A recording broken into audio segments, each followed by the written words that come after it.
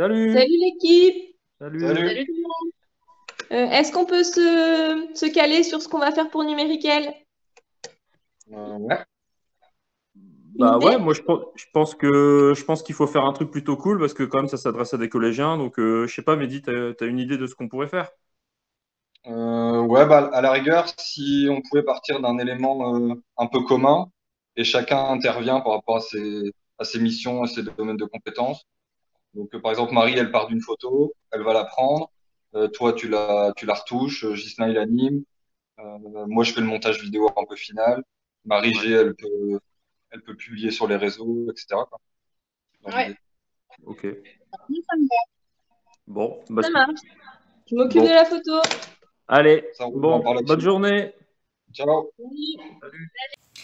Bonjour les filles, moi c'est Marie, je suis chargée de com à la GLO.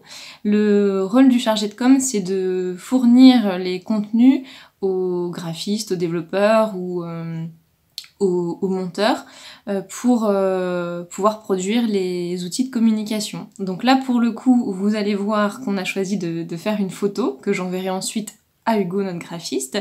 J'installe donc d'abord un fond uniforme qui devrait normalement faciliter le détourage par Hugo. Une fois le fond installé, j'installe la personne qu'on veut photographier. Je lui fais prendre la pose qui me convient pour le support qu'on aura choisi. Je fais les réglages sur l'appareil photo.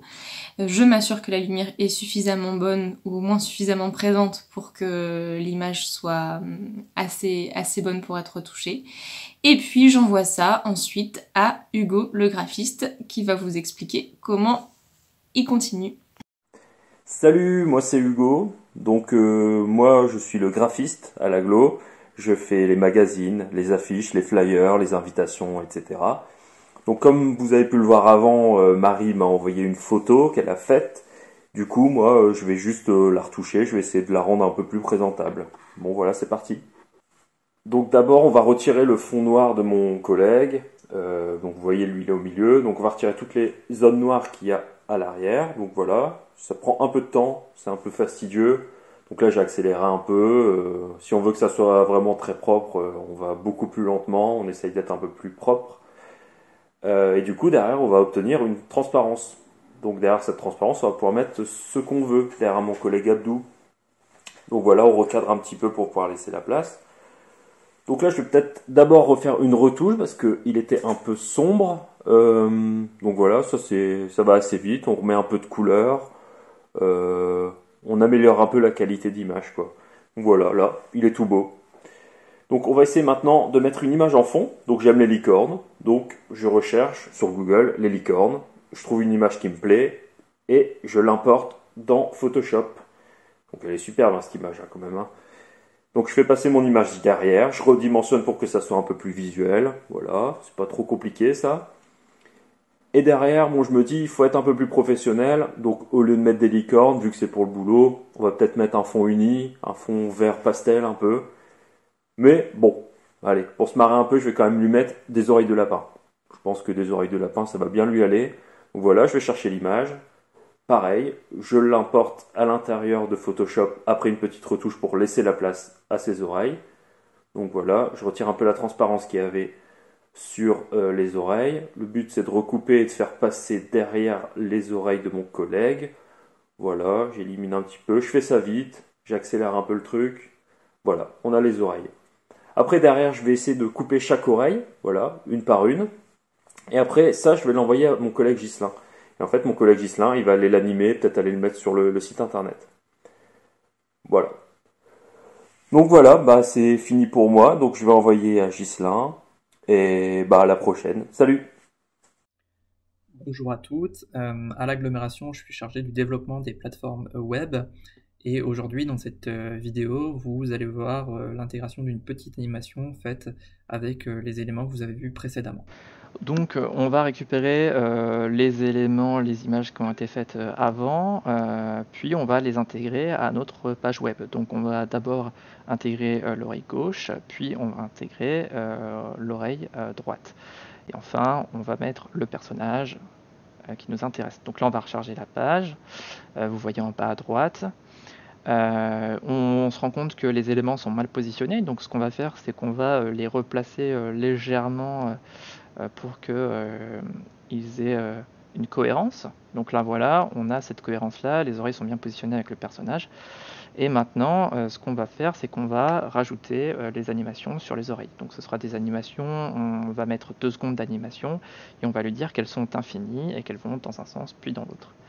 Donc maintenant, on va créer l'animation des oreilles. Donc au début de l'animation, la rotation sera de 0 degré, puis on va la faire aller jusqu'à 10 degrés. Et enfin, on va rajouter une autre animation qui serait une animation pour faire apparaître l'image progressivement sur la page.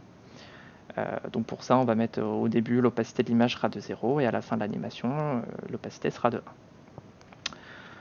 Donc là, voilà, vous pouvez le voir, il y a une petite animation. Le problème, c'est qu'on se rend compte que la rotation des oreilles n'est pas bonne. Donc ce qu'on va faire, c'est qu'on va tout simplement déplacer le point de rotation pour qu'il soit en bas à gauche pour l'oreille droite et en bas à droite pour l'oreille gauche. Et ensuite, on va recharger le site pour voir le rendu final. Et là, vous voyez le rendu final, donc on a l'apparition plus les animations sur les oreilles. Voilà. Bonjour à toutes, moi c'est Marie et je suis en charge de la partie rédactionnelle et de la diffusion de l'information sur les différents réseaux sociaux de l'Agglo. Les habitants du territoire ne peuvent pas passer à côté de ce scoop. Je récupère donc le visuel que je viens intégrer dans mes médias afin de pouvoir l'exploiter sur le site de l'Agglo.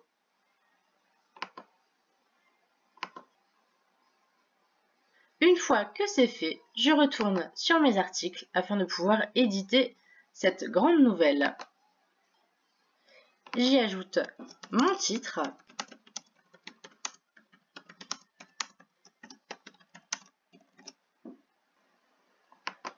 puis mon corps de texte.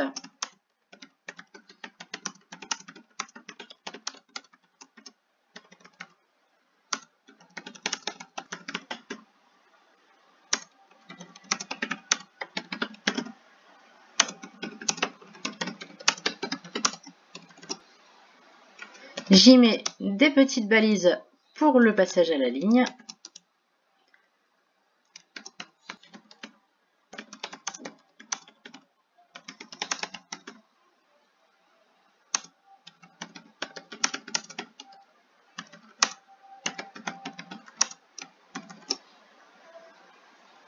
Ensuite,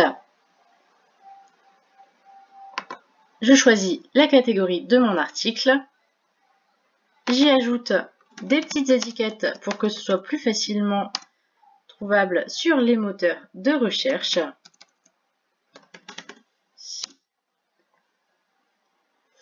Et ensuite, je définis l'image que je vais mettre en avant. Et c'est là que je vais récupérer ma petite image de tout à l'heure. Une fois que tout ça c'est fait, j'enregistre mon brouillon.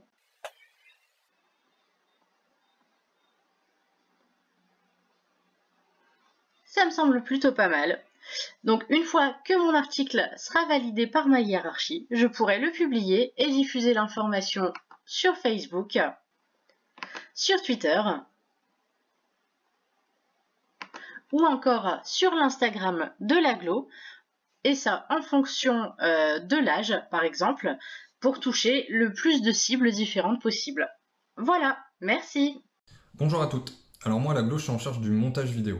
Donc par exemple dans celle que vous êtes en train de regarder, j'ai assemblé les différentes séquences qui m'ont été envoyées par les collègues, ce qui vous permet en fait de découvrir l'activité du service en une seule et même vidéo. J'ai également participé à la réalisation de l'introduction, que vous avez pu voir. Et pour cela, en fait, j'utilise 2 logiciels qui sont After Effects et Adobe Premiere, tous 2 logiciels de la suite Adobe. Alors, dans la vidéo que vous venez de voir, par exemple, l'introduction a été faite avec After Effects. Donc concrètement, j'ouvre After Effects, je crée une nouvelle composition et je viens insérer l'ensemble de mes éléments. Donc par exemple, une photo, je viens intégrer un fond coloré, toujours dans le respect de la charte graphique de la société pour laquelle vous travaillez. Ici on est sur l'Agglo, on utilise principalement du orange et du violet. Pour donner un effet un peu sympa, ce que je vais faire, c'est que je vais fusionner par un effet produit mon fond coloré avec mon image. Derrière, je vais ajouter un peu de texte, Numériquel 17 novembre 2020, mais également service communication de l'agglo de Maubeuge. Et derrière, je vais créer un calque nul et associer l'ensemble de mes éléments à ce calque. Ce qui va me permettre en fait de gérer chacun des éléments en agissant uniquement sur ce calque.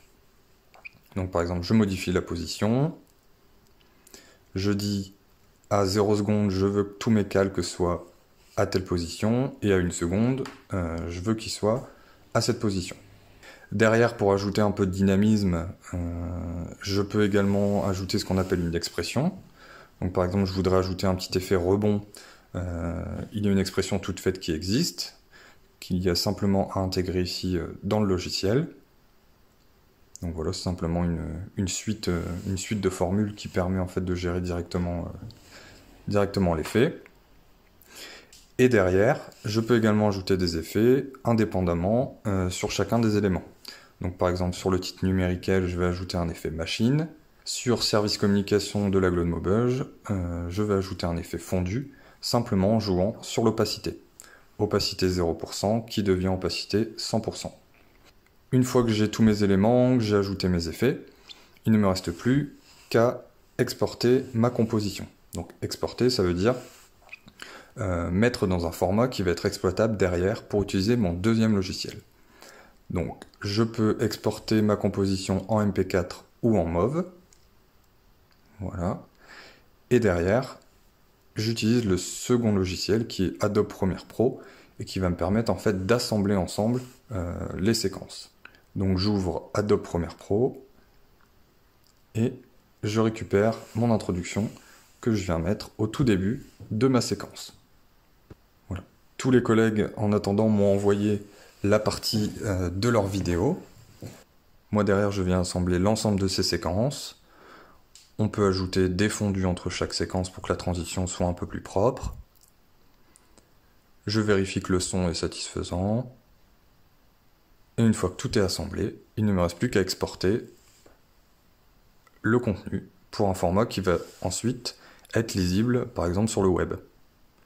Généralement, on utilise du .mp4.